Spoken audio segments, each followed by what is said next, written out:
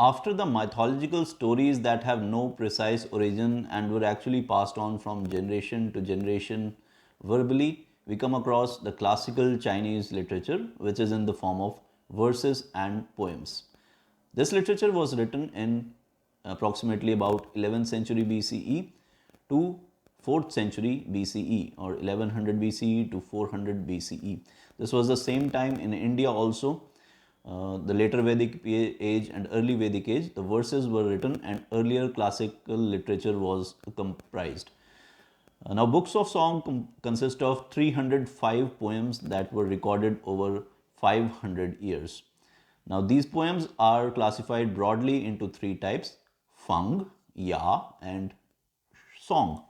Feng were poems that were written by that represented the folk poems or folk lyrics of the vassal states. Ya poetry reflected the states that were directly under the Chao dynasty and represented city life or king's life and their courtesan's life.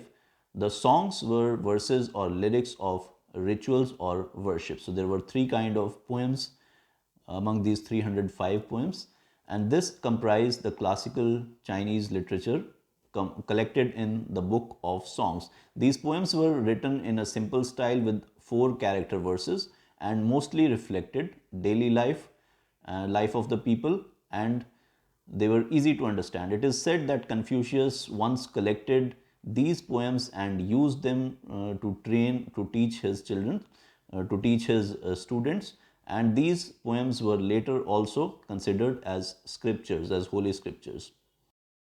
Let us read a poem from the Book of Songs, the Odes of the Temple and the Altar. Book of Songs is also called Book of Odes because the poetry is mostly in the form of odes, and we are reading Ode of Temple and Altar. Verses for worship. We are reading Decade of Qing Miao. Let us read the couplet. 我将我香 I have brought my offerings. 为羊为牛 a goat and a cow. 为天齐有志 may heaven accept them. 一是行万王这殿 I imitate and follow and observe the rules or statutes of King Wan. 热情设放 seeking daily to secure the tranquility or peace in his kingdom. 一古万王 King Wan, the Blesser. 只有想这 has descended and accepted the offerings. 我七岁 I day and night.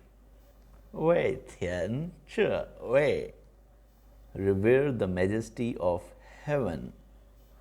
于是保持 therefore to preserve or get their favor.